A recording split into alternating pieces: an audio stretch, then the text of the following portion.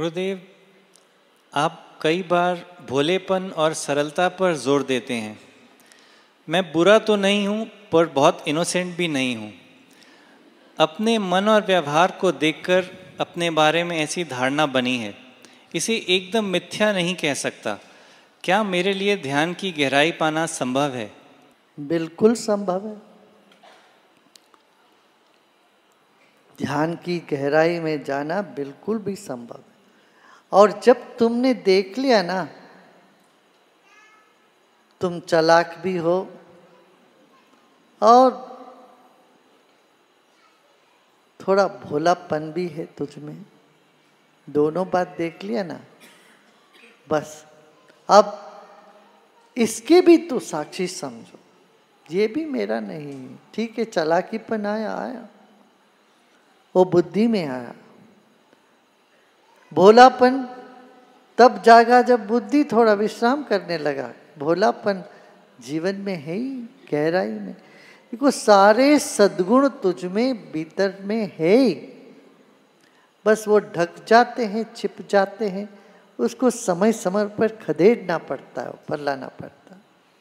यही ज्ञान का काम।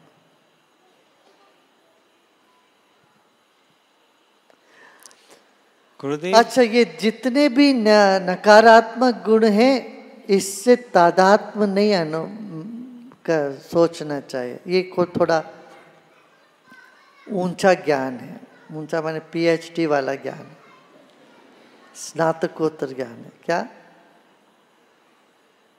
नकारात्मकता को तुम अपना मान के उसको निकालने की चेष्टा करोगे, तुम एक बेवकूफ साबित होगे। पहले तुमने उसको तादात्म्य अपना मान लिया,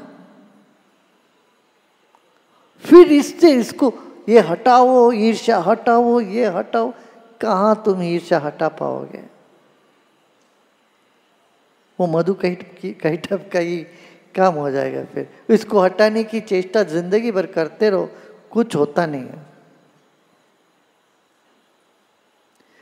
होता हुआ जैसे भी लगता होगा थोड़े समय के लिए, फिर वो और बड़ा भूत बन के आ जाता है तेरे पास।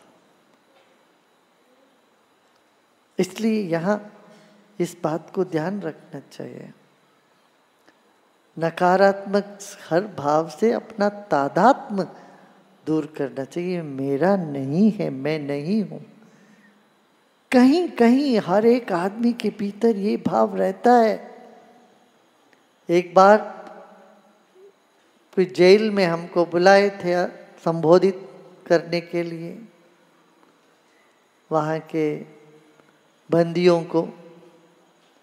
मैंने जाते ही कहा, यहाँ आप बंदी नहीं है, बंधु हो। आप बंधु हो, आप कृष्ण की जन्म स्थान में बैठे हो। पहले तो मैंने उनके आत्मा को थोड़ा सा, उनके मन को, बुद्धि को थोड़ा राहत देने के लिए कहा था कि तुम जन्म स्थान मानो। फिर मैंने उनसे पूछा, कितने लोग बेकसूर समझते अपने आप को और कितने लोगों को यहाँ पर डाल दिया गया है?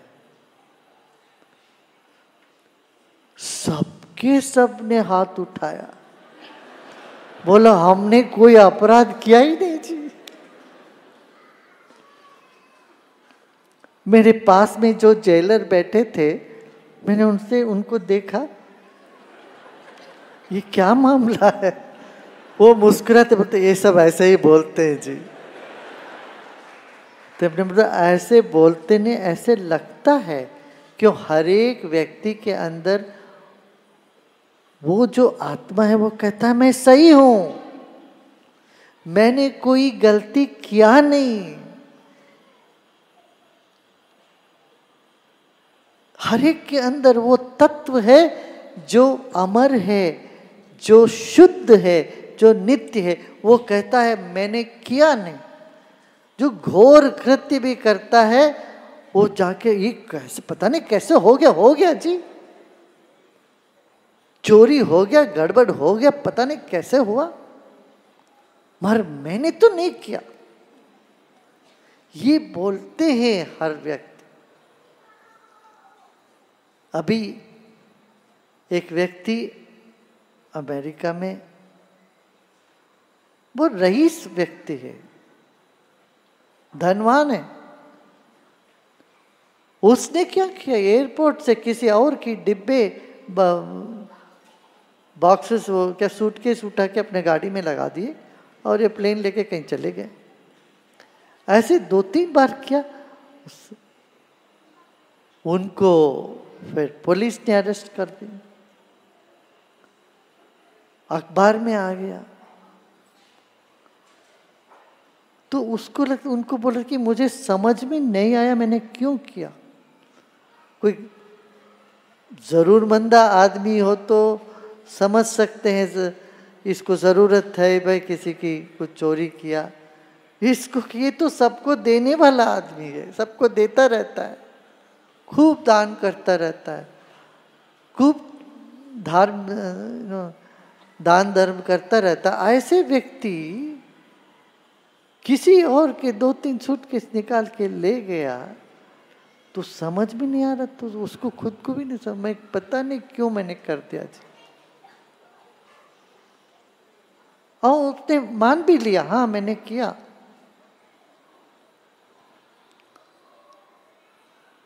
ये विचित्र है माया।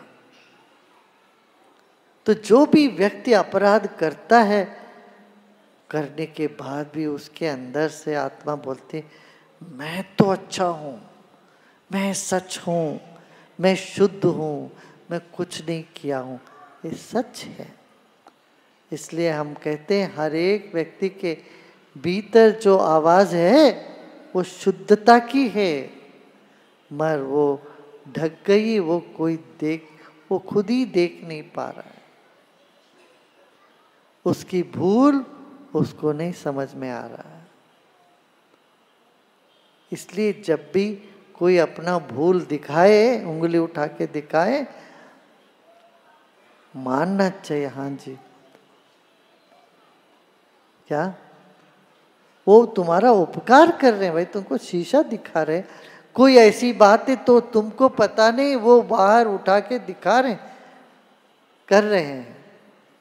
जो होता है और जो करना है, इसका पार्थक्य जान ले, यही ज्ञान है, विवेक है। विवेक है, ज्ञान नहीं, इसको विवेक बोलते हैं। तो तुम्हारे भीतर जो निरपराधी बैठा है उसको मान करो। क्या? सबके भीतर एक निरपराधी बैठा है, अपराधी नहीं। अपराध तो बाहर का हिस्सा है, बीच में कौन बैठा है? You should trust the innocence more in. आपके भीतर एक भोलापन है, मुग्धता है, उसके साथ तादात्म्य भले अच्छा है, और तादात्म्य अपनी नकारात्मकता के साथ मत करना। क्या समझ रहे ना? नकारात्मकता के साथ ये मेरा है, मेरा है, मेरा मत करना। हाँ, तो दिखा उसको, जब हम मेरा है कहते हैं तभी हम उसका डिफेंड भी करने लगते हैं, उसको बचाव करने में खड़े हो जाते, अपने आप को बचाव करने खड़े हो जाते हैं। वो भी नहीं करना चाहिए।